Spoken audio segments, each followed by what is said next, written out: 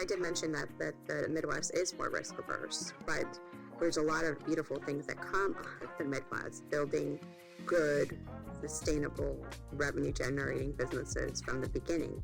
Now that's something that in today's market is very attractive, right? But in exuberant markets, having this high growth, who cares about revenue, grow at all costs, that works in certain environments. But when the market changes, and it's changed today, those startups that raised a ton of money, high valuations, didn't have a solid revenue model, are now struggling and trying to, they cut burn, raising flat rounds, down rounds, and just to get to the revenue to meet those high valuations. You were just hearing from Samara Hernandez, founding partner of an institutionally backed pre-seed stage fund, Chingona Ventures. And if you didn't know, Chingona means badass, which she absolutely embodies through this fund, focusing on investing in tech and tech-enabled companies across the U.S. Now, I'm deciding to kick off our second and last season for 2024 of Moneda Moves with this episode because Samara is in Chicago. And as a journalist who's reported nationally on entrepreneurship, I know we get a lot of play and we love it out on the coast, in New York, in the Bay Area. The Midwest tends to get looked over, and it's about time we change that narrative because there's a lot of hustle here. There's a lot of great ideas and talent from the universities that graduate here. And Samara Hernandez is no exception. Chingona Ventures has $60 million in assets under management, has made more than 40 investments across technology sectors in finance, food, future of work, learning, as well as health and wellness. And this is not her foray into investing. Previous to this, she was an investor at Math Venture Partners across 2 funds, where she led investment review, diligence, and execution. Before then, she started her career at Goldman Sachs, where she continually ranked top 5 for selling financial products, providing market insights, advising on portfolio construction, and consulting business practices. All skills which she says she definitely got to take in founding and owning this new fund.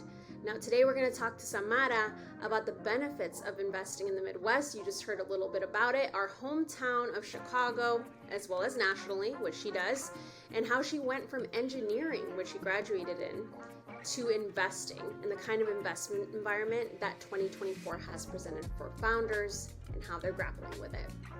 No te lo quieres perder. Stay tuned. You're listening to Moneda Moves, a podcast where we cover the intersection of money and cultura. I'm your host, Leanne Alfaro, a Latina award-winning journalist, producer, and strategist. On this podcast, I highlight Latinos who are building in the world of business, our relationships with money, and contributions to the American economy. Here we will increase transparency around our dinero issues and achievements of our community, as well as our POC peers, to inspire you to pursue your financial poder. Join me weekly during this season as we cover stories with our communities front and center alongside entrepreneurs and innovators. No te lo quieres perder.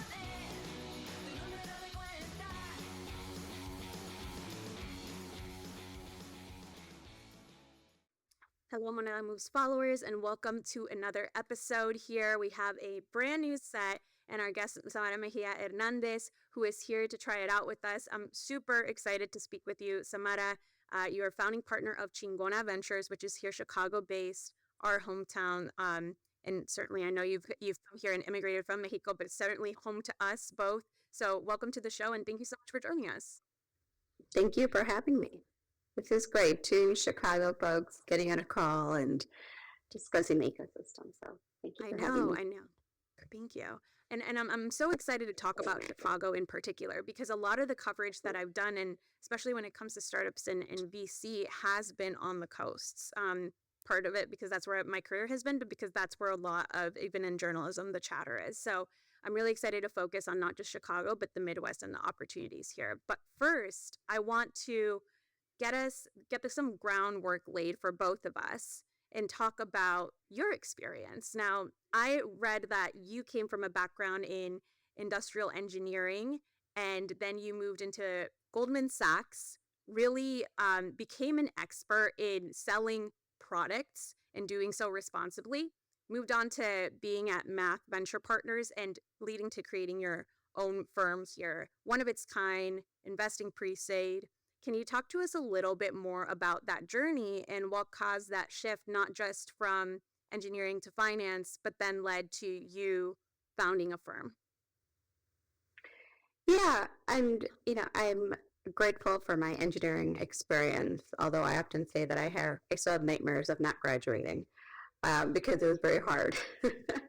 I growing up, I kind of joke I picked up math, but then I picked up English. I From early on, I just got numbers better than I got kind of words or writing, and I was able to progress early on in math and science.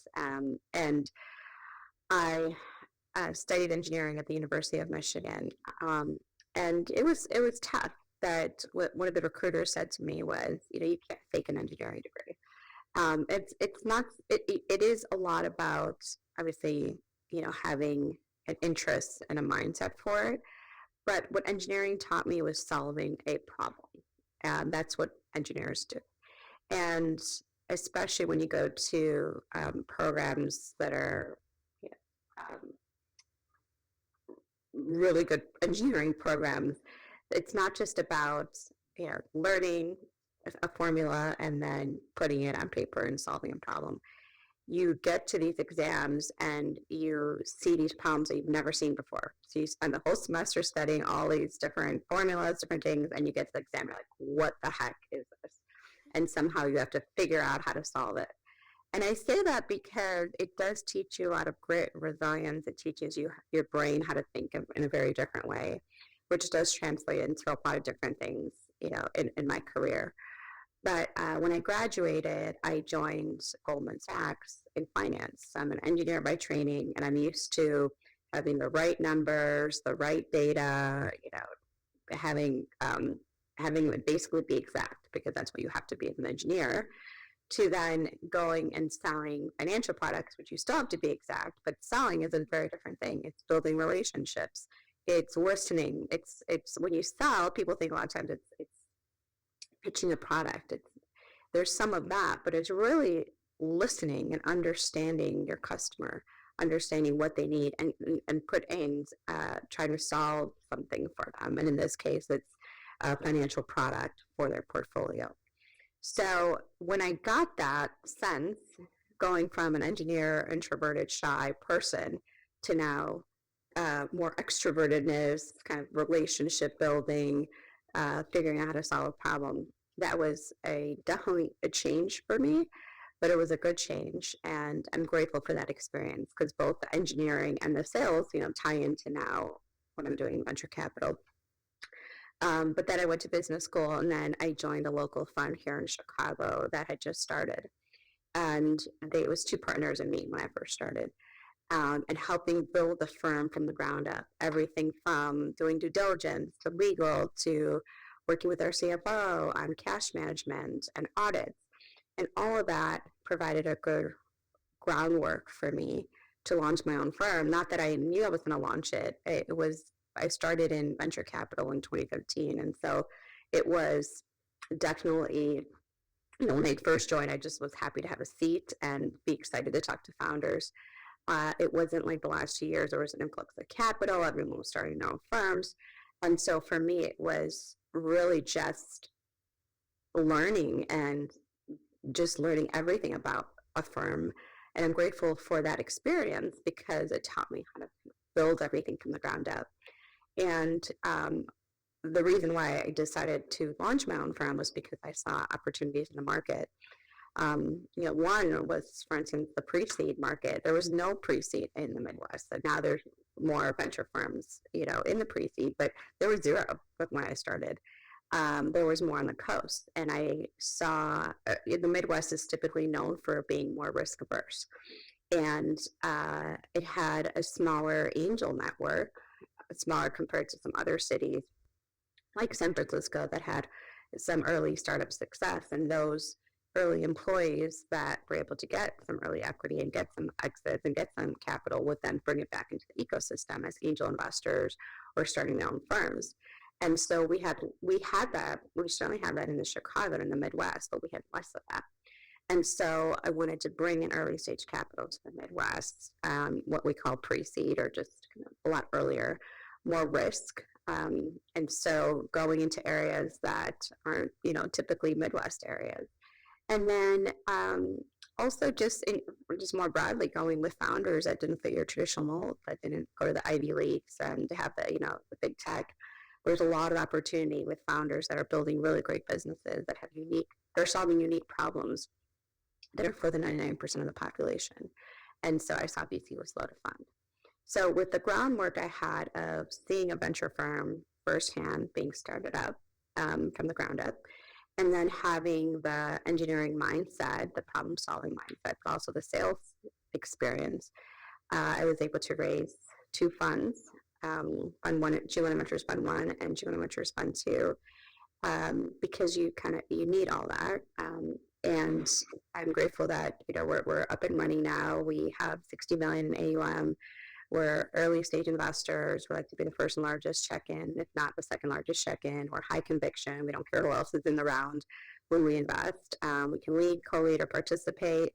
And we like to get very involved with founders early on and basically help support them throughout their journey. But really the big piece, the big kind of connection and working with them is a lot before the Series A, before they get to that point, and then hopefully they're off to the races on scaling and growing after that.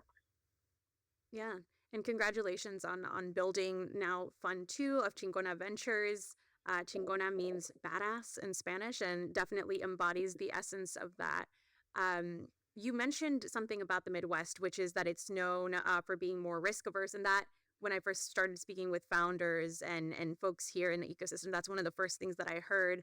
And I started trying to look at the numbers, seeing like, okay, how does this fare up to the numbers, and like why, right? Because we've seen the Midwest has talent, has the universities, and people seem to be really, because of that, efficient with their money because there's less capital here. So my big question that I'm going to ask us to dive into later is like, why haven't we lived into that potential quite yet?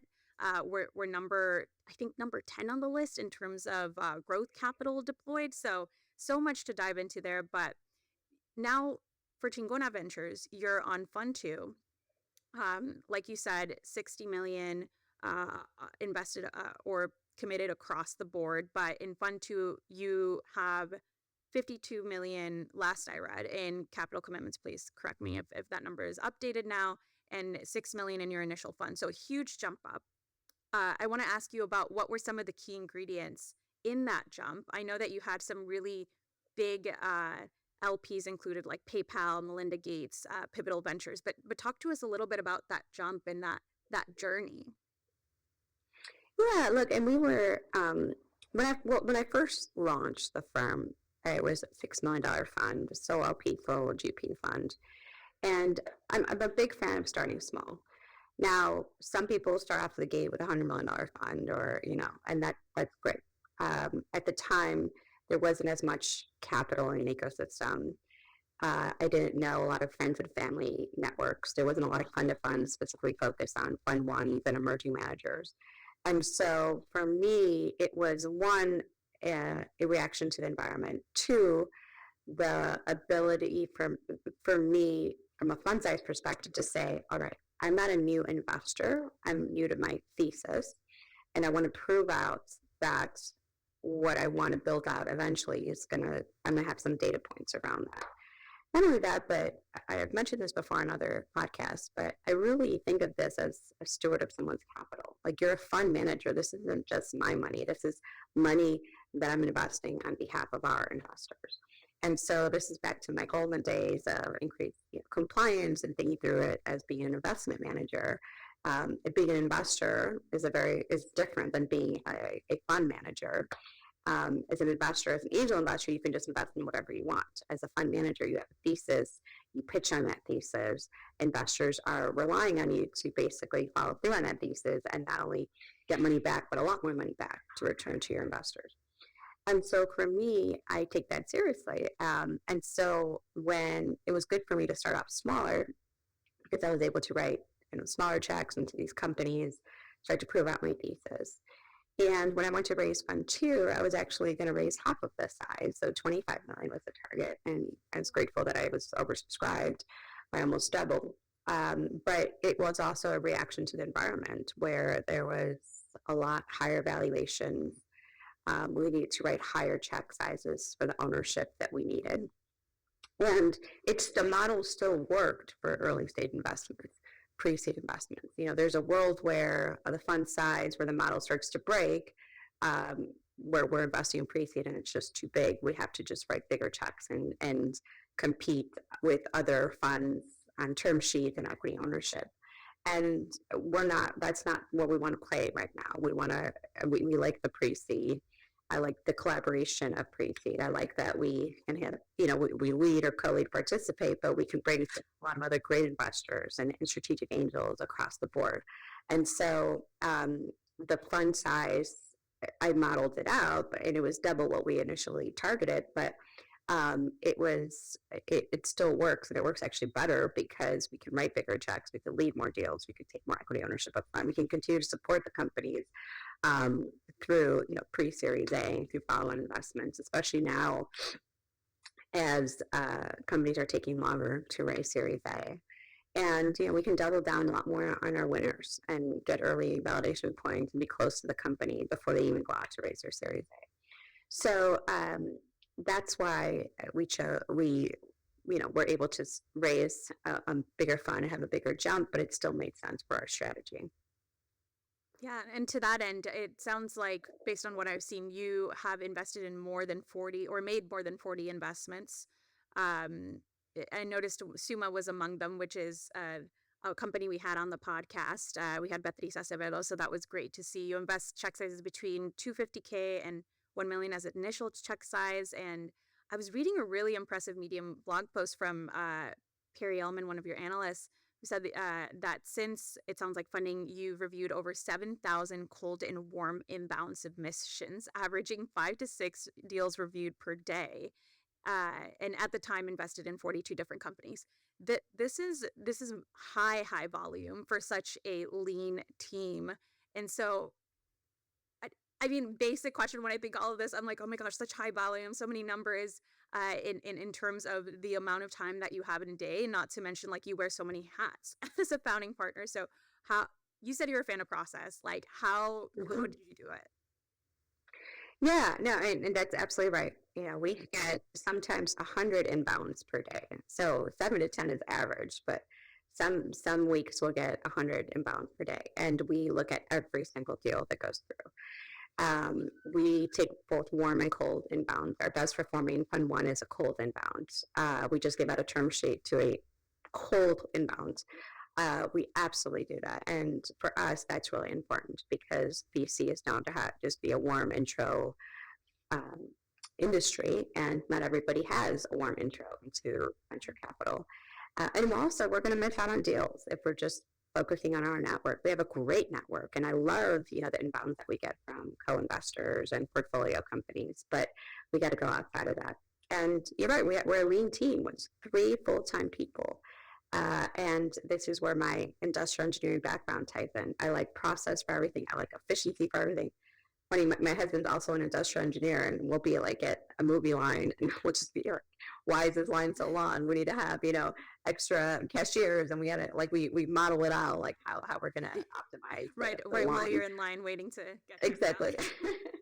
Right, and that's how my brain works. It's just, and not only that, but I even had more time before. I think now also being a mom with 2 little kids, and that, when they always say, if you want something done, give it to a mom. Like the amount of efficiency that I need is just like super high. And so everything that we do has a process, every single thing. And we're transparent about it. You can go to our website, exactly how our process is, the questions you're going to ask. We're going to ask you. Everything has a process to it.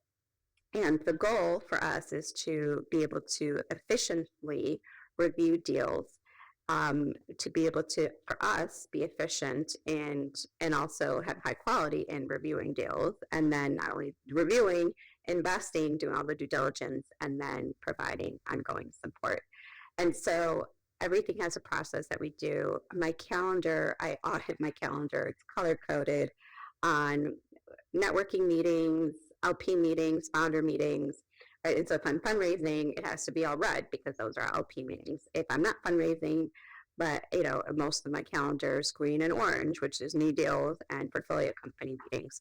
So, and I'm on boards. I'm on 9 boards now, 7 to 9 boards at any one time. And so everything is color coded. And, I say no a lot. And it's hard. It's really hard because a lot of people reach out. And, I had more time to do things earlier in my career. But at this moment, I have to have that focus. And so I think it can be done. And you just have to have a lot of discipline and also understand your priorities. So, for instance, I like to, when I'm home, because I travel almost every week in the fall, but when I'm home, I like to take my son to school. I like to be up and get my daughter when she wakes up. In the morning, I have a routine. I wake up, I meditate, I do my little workout. By the time I'm done, my daughter roomies up, I pick her up, I feed her, I make my son lunch, I take him to school. That's my routine. I want to be there for the days, that I'm here. At night, I like to put my daughter to sleep, and I like to lay in bed with my son until he falls asleep. And sometimes I fall asleep in his bed as well. But, that's our time. And I travel a lot. So if people want me to do night events, or if they want to talk in the evening, and for me, it's like those are special moments that I absolutely say no to. So I think it's just about prioritizing, but it's hard. I do have a good community of VC moms here in Chicago as well as nationally. And on a podcast. I thought that they are amazing. These are like top female investors in the United States, and they're talking about deals, LP meetings. They were talking about car seats and like, should I buy this, thing that holds my daughter? Is it going to hurt my back? Like, it's beautiful to have this community of parents, particularly women, that can help them navigate this. So I am grateful to have also a community support, both from a parent perspective, but also solo GP perspective. I have a really good friend that's been doing this for years, and we talk once a quarter, and we just go through it. So it's about having discipline, process, and a community. Yeah, big on that community. I'd heard that on another podcast that you did recently about how you even may share resources, and so what a great community to be able to have, where they understand exactly where you're coming from, all the hats that you have to wear, and to have moms in that group too who understand that role and what that looks like. I wish. I was just going to say, I wish that you guys could see. I have a video or picture. This is back in April. One of my friends was having an Easter egg hunt. I had my bunny ears on. My son had his little Easter eggs. He was opening up. My daughter was like holding her Easter egg, and I was like talking about a deal with the VC. We're chatting about this deal we eventually invested in. We're like, great. We went back to like the eggs and then closed the deal later that week. Right. And so I was just like, this is so deals can happen over golf. They can happen over Easter egg hunts, over play dates. We just have to expand the pool on where the opportunities are to discuss those deals. Absolutely. When it comes to reviewing some of these inbounds that come in, kind of shifting a little bit more to the process side, what makes obviously the due diligence process is a whole involved process, but what makes a promising company that you and your team say, hey, there's something here? Yeah, we have a set framework, and I think people sometimes think that, we could just meet with a company. I'm a sole GP. I can have a 30-minute call and say yes, and technically I can, but I never do. There's always a process, again, back to process, that we follow in terms of a process into how many meetings we have with a company. Every meeting has a specific goal. We're not going to have a meeting just to have a meeting. Same thing with anything in my calendar. Every meeting has to have a purpose. And so we'll have a first meeting with somebody on our team, and we have a set of questions that are on our website that you can kind of general guidelines of what we asked for. And then if we have a second meeting, we'll do a one-pager. We'll have the person that is bringing the deal in talk to everybody about it, have a specific set of next questions of what we're excited about, but what we still need answers on in terms of getting more excited about it. And then, having a potential third meeting and then going into a few more details of reading the deal, reference calls, and kind of some other deep dives into the company. But the process can take anywhere from 2 to 6 weeks, closer to 4 to 6 weeks of the lead. So I always say we're quick for the Midwest, we're slow for San Francisco, and we're okay for that. We tend to do a little bit more due diligence than others, but what we like to do is have everything set, legal, governance, all that, when we invest, and then it helps set the company in a good position for future rounds of financing. So it's always a team-based approach. It doesn't matter if you started yesterday with us and you're an intern with us. I want to hear your perspective, or if you've been with us for a number of years.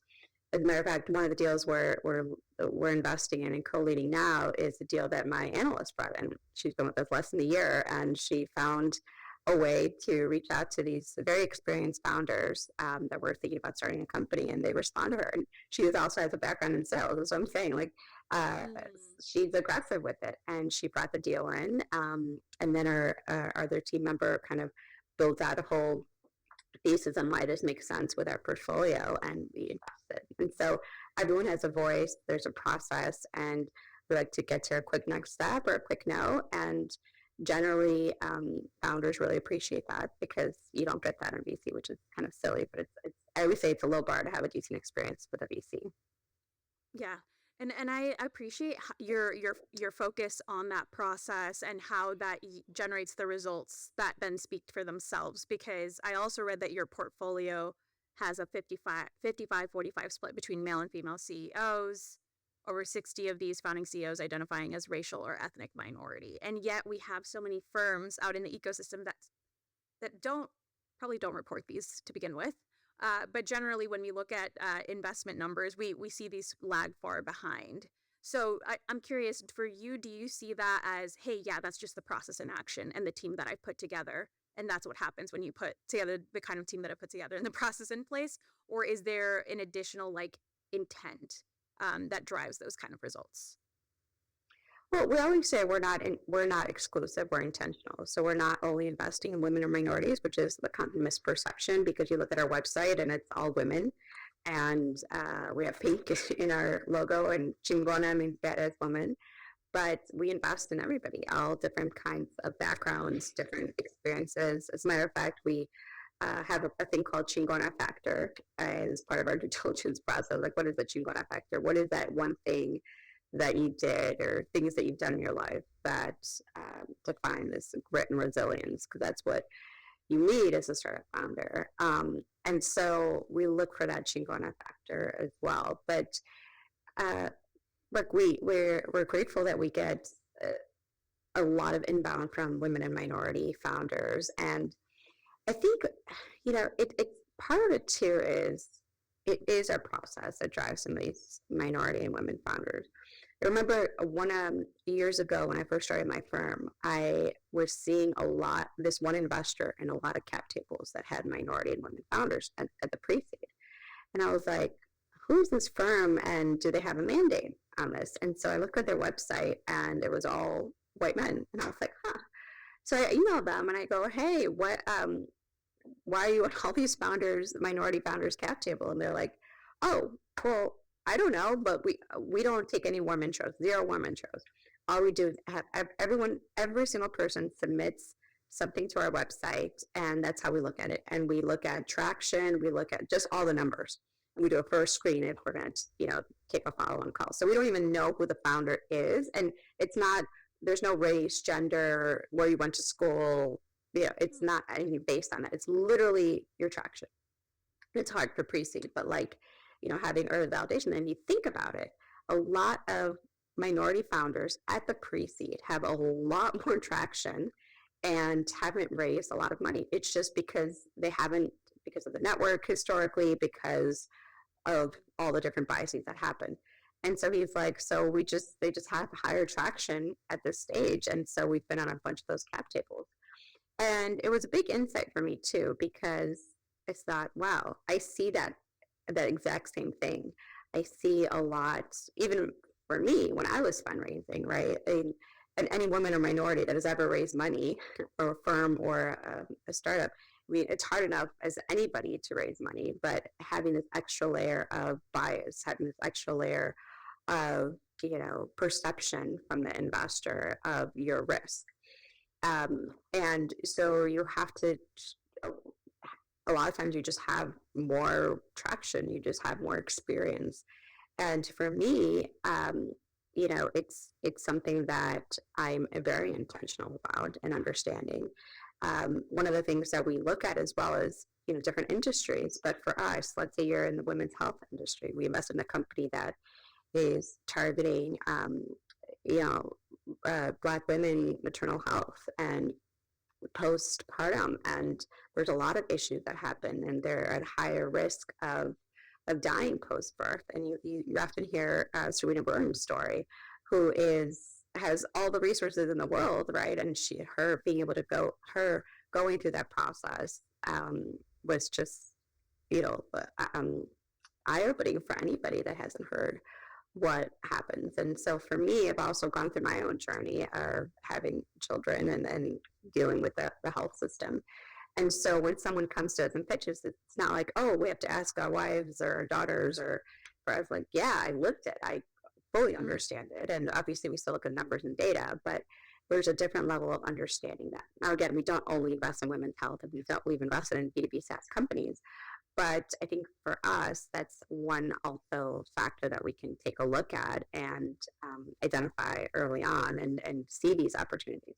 Also, you mentioned Beatriz Acevedo, who started super well. They're targeted in the Latino community. I come from it. I live it, right? It's one of the fastest growing. People still think we're niche. People still think that, we're niche. We have lower incomes, and we're increasingly growing our incomes. We're increasingly getting higher education, and there's all the stats that I know more of those numbers than I do. But around preparing for us, yeah, it's preparing us, and for the fact that we are like turning into the majority. Oh, totally. Right. I mean, like that title doesn't quite suit us anymore. No. It used to be one out of every 4 kids being born to Latino. Now it's 1 out of every 3 kids being born in Latino. It's crazy. And so for us, we're first and foremost looking for alpha in different places that others, are just not looking, don't understand, and whatever that is. And so as a venture capitalist, that's what you're doing. You're looking for places to drive alpha in a portfolio. So I think it's a lot around process, understanding bias, understanding unique markets, and diving in deeper and exploring them. Understanding also the founder journey. I remember when I was at 1871 here in Chicago, and somebody signed in to see me, and I was like, oh my gosh, I don't have you on my calendar. I'm back to back. And she's like, no, you're the only female investor I know, and I just had a baby and need somewhere to pump. I have a bunch of meetings with investors. I was like, oh, okay, let me help you get to the room. And so I just thought about that. I'm like, you as a founder have enough to deal with and pitching for a full day, much less, having to go ask for a room to pump. And so for me, when we used to do only in-person meetings, even now when we meet in person, I always say, like, hey, if you need a place to nourish or pump, just let us know. We'll have it available for you. And even just that little line, it was male and female founders were like, wow, thank you for just putting that in, right? So I think about it from a lot of different ways. Obviously, data, process, bias, but also just being a human and understanding somebody else's, experience, and the fact that certain types of founders may have different needs or may have different experiences on fundraising, and just be really intentional about that. Yeah, no, that is so insightful and speaks largely to team.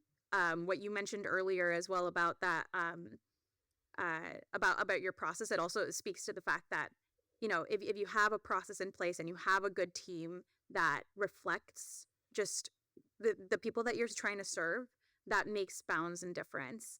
But I did want to dive into Chicago, which is where we both have spent a good chunk of our lives. You've gotten to know Chicago's startup ecosystem better than most. So I want to hear from you. What has been your relationship with Chicago as you get to know it for its startup landscape? Like, what was your understanding of it when you first started? I don't know if it was at Math Ventures or maybe even earlier while you were at Goldman Sachs. And what's your understanding of it today? What's some of the, and within that, what makes it a unique place to start a startup? What makes it difficult? Yeah, I just love to hear your thoughts on that. Well, first of all, I think, you know, being able to launch my career here was an incredible experience. And I don't know if I would have been able to do what I've done in other cities. Chicago, the Midwest gave me a lot of opportunity, um, from who took a first chance on me, Mark Ackler and Trey Honeycroft from Mac Venture Partners, giving me my first role here. And I didn't have the quote unquote traditional background. I mean, I did have an MBA, but it wasn't like I had the core kind of big tech or startup experience. But I had a different background that's specifically tied to their thesis. Um, I was able to launch my firm here, and the Illinois treasurer, their office just saw something, this huge opportunity. This is before anybody else. This is before 2020, before a lot of people launched emerging manager programs. They were the first of its kind to say we need to start thinking about investments in a different way. People that see unique opportunities have different experiences that can have differentiated deal flow. So I'm always grateful for that. I did mention that the Midwest is more risk averse, but there's a lot of beautiful things that come out of the Midwest, building good, sustainable, revenue generating businesses from the beginning. Now that's something that in today's market is very attractive, right? But in exuberant markets, having this high growth, who cares about revenue, grow at all costs, that works in certain environments. But when the market changes, and it's changed today, those startups that raised a ton of money, high valuations, didn't have a solid revenue model, are now struggling and trying to, they cut burn, raising flat rounds, down rounds, and just to get to the revenue to meet those high valuations. And so, and there's one company, particularly in my portfolio, based in Chicago, that had growth and revenue and at times were profitable, and they had a hard time raising during the exuberant market. And when everything started to come down, they were oversubscribed because we were like, oh wait, you actually have revenue, you actually have customers, you actually have good traction. So there's a lot around the Midwest that's really good. What I found that the challenges here is that it is more risk averse, and so building a business that is these moonshot deals, it's like crazy out there deals, is not something that you can easily get funding here. If it's kind of just like crazy wild things, and when Uber first started, right, when Airbnb first started, I think those deals would have probably had a hard time in the Midwest. And the reason why I think that is back to the early angel ecosystem that it was built in other areas. There's more capital. There's more people that have seen risk become successful. And so they're willing to place those bets on this higher risk, kind of out there type of startup. Whereas in the Midwest, historically, it's been like, it's a little more safer. We want to see that it's working. We want to see a little bit more validation. So there's pros and cons to that. I am seeing the Midwest, the Chicago ecosystem expand. There's a lot more firms coming in. There's firms raising more money, and successfully being able to raise the third or fourth fund, which is great for the ecosystem. I will say we need more growth capital here, and so what's hard is that we typically don't have A, B plus growth capital. We have early stage and we have private equity, and we don't have a lot to fill in between. And so when a startup raises here in Chicago or in the Midwest, they have to go on the coast to raise growth capital. So when I invest in a company that's based here, I like to bring in coastal investors from the early days, because there's a different kind of mindset that happens in terms of network and milestones and what they want to see from a high growth company. And so if you only raise here in the Midwest, prior to Series A or even your Series A, it's harder to kind of get some of that growth capital, I found, because in terms of traction and growth and all that, it's seen different in terms of what coastal VCs want. So there is a lot here. Now, to be fair, in the ecosystem, I used to be like super involved all the time, and now raising my own firm and kids and all the things, because I travel a lot, I'm less out there every night and weekends, but there my team is, and there's a lot more interest and organizations and hype around here. There's the Tech Week that wasn't around when I first, or there was around, but they've made it bigger and brought in outside Chicago investors, and so I think there's a lot of growth here. Yeah. I want to kind of double tap on one of the things that you talked about, which is growth capital. And yes, there's many kinds. World Business Chicago puts out an annual report, which includes startups within it, where it talked about growth capital raised in Chicago in 2023, which was about 4.7 billion. Just for comparison and for scale, the Bay Area had 64 billion, New York City 37, Boston 17. Those are the top 13 or the top three.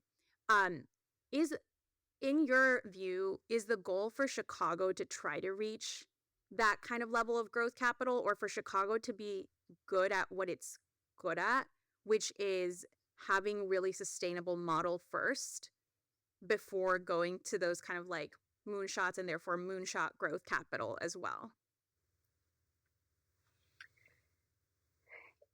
As I think about even just us as a venture firm, where there's certain areas where we're just not going to compete. And like, I'm not going to compete with some of the multi-stage firms, nor should I try to compete with multi-stage firms, right? Not at this point.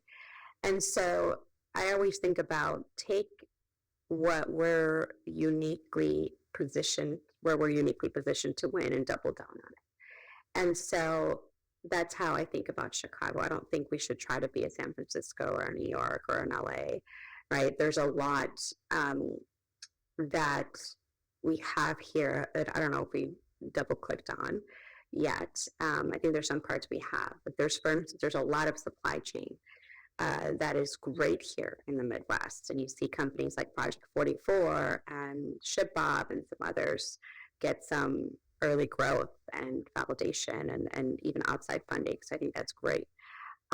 Where I think there's another area that I think probably my coastal, particularly SF investors, might disagree with me, but I think Chicago is primed to build a great AI company out here. And there's a lot of amazing universities you touched on, University of Chicago, Northwestern, University of Illinois, with a lot of great engineers. A lot of them go out to the coast to do startups or join startups, and it's really hard to hire that talent. And so if we did have some of those bigger checks earlier on, if we did have some of that growth capital here to be able to infuse into these companies to be able to build this. Now, I've invested in 2 this year, AI companies, pre-seed, built out of Chicago, one with an idea, another one very, very early on. And they raise larger rounds at higher valuations than typically Midwest do. But you need to do that if you're a true AI company to be able to hire some of that top talent. So I think that Chicago is primed for that. There is some other incentives that happen as founders kind of get at different points in their lives. So for instance, during COVID, we saw a lot of people move back to the Midwest and get back being around family, and especially when you have little kids. That is something, the life, you can get a 6-bedroom, a 5-bathroom house for the same price you can get for a studio in San Francisco. It's a big selling point, and I think that there could be a lot more marketing around that even, right? And so there's a lot of potential that we have here. I think that we just need to just own what it is, and I don't know if it's, I talked to JB Pritzker had like a lunch around this at one point a few years ago, and the fact that Michael Jordan has left and Oprah Winfrey left and some others, and you think about like they start their career here, and why does everyone leave? What is the incentive to keep people here and bring them back? And it's not just the cold, right? Yeah, as it relates to startups and VCs, we are seeing a lot more people open up offices here, and it doesn't have the attraction of Miami, right, or some other places. But I don't know if we need to hire a marketing person, or we need to hire somebody, a strategist, to be like, what is it that we want to own, and what do we not want to play, and what do we want to have incentives for? Google had their office here. I think Twitter at one point was going to have their office here. Bring in some of these bigger tech companies. I think that did a lot for the ecosystem. The West Loop, where we're based, had a lot of open offices, had a lot of more people come in and build offices here and start bringing their employees here, which brings in their families, right? I think there's a lot we can do there, and maybe we start with kind of the bigger tech companies and the incentives to bring in those people, incentives to bring in some of the bigger venture capitalists, and also the Illinois Treasurer's Office is doing a fantastic job at this, but we need more institutional LPs with big dollars to invest not only in emerging managers, fund managers, but also in growth capital, so that you want to build something here. And so I think that there's a lot we can do there, and it's starting to happen. But I think we have a lot more work to do there. Definitely. No, I love the ideas that you shared here. I think it's interesting. I don't think I've spoken with someone that has quite articulated as well as you have in terms of like the marketing and everything that Chicago provides, because I myself am someone that left Chicago for 8 years, came back, and I'm just like, wait, Chicago's great. Like, and affordability in terms of you build a family, all of these things that are kind of seen as like exclusive from building a career is more possible here in the Midwest, and not just Chicago, right? Like, I mean, Indianapolis has been making some waves in terms of a place where to build as a startup.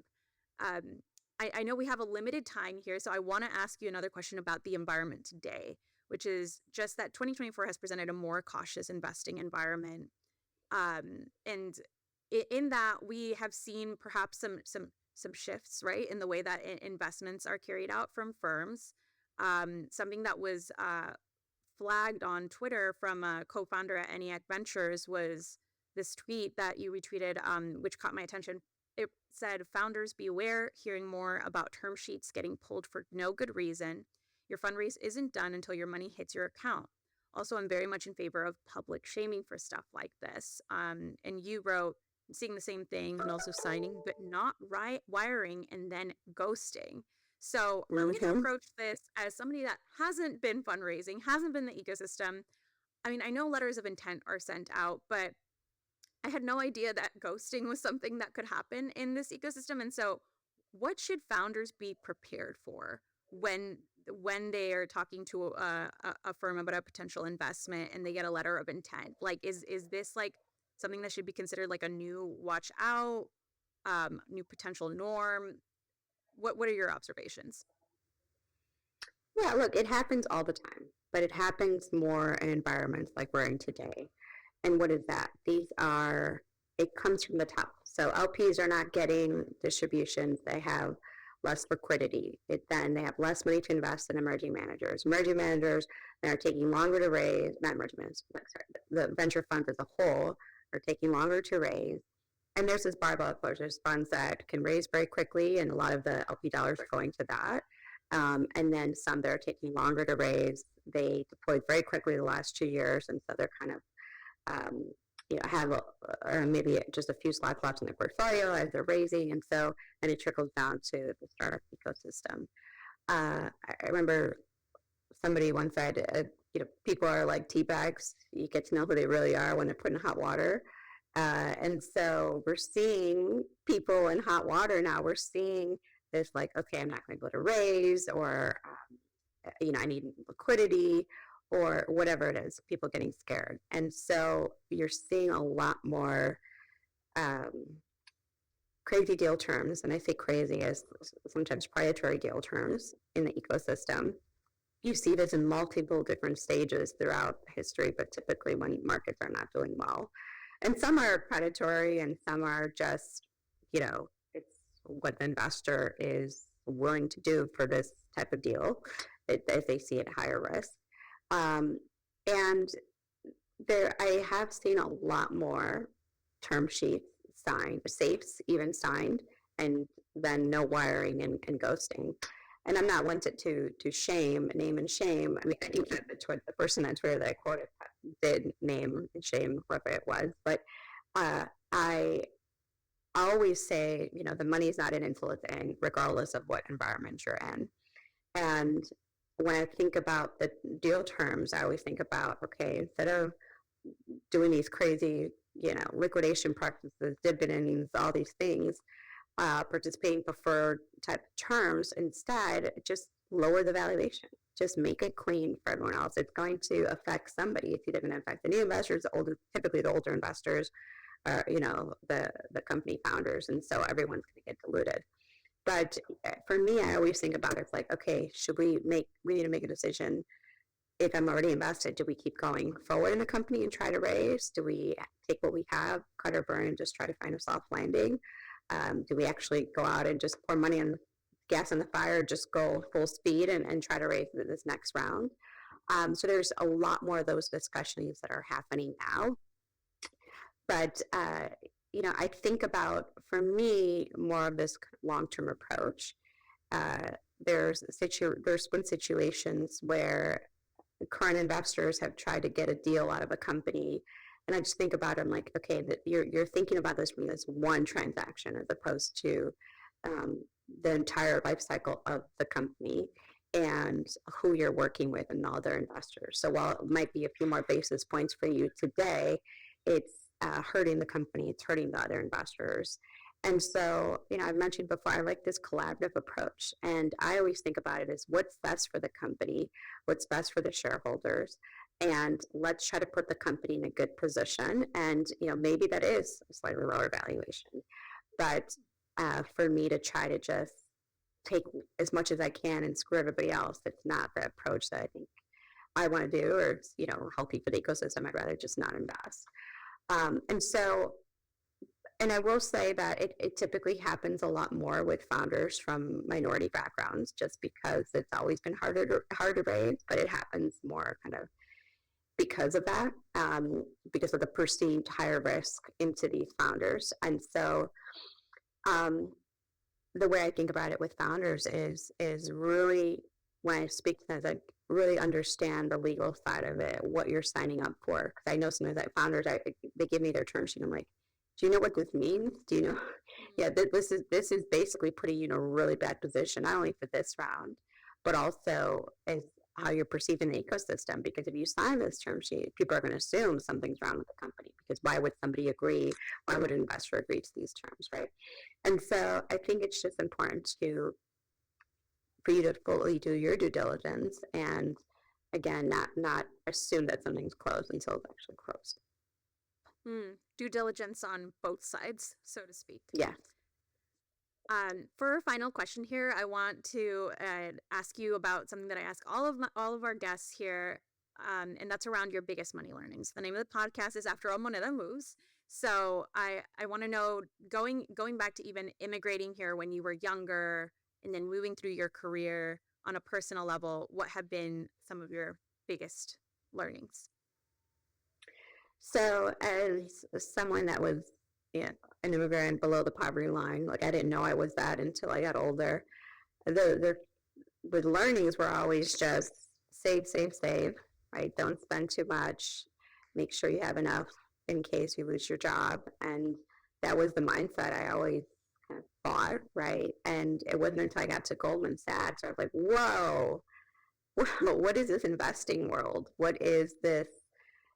Working, you have extra money to do what? And this high risk environment. And right now I'm in the highest risk, highest return ecosystem. My husband is an entrepreneur, so all of our assets are tied, to these liquid high risk assets. But that is a mind shift that I had to change. And this is why companies like Summa Wealth and others that are teaching people from these communities to invest, to work with their money. And it doesn't mean you have to invest 100% of it in venture capital, but start, investing in the stock market, start buying some bonds, start getting some money to work for you.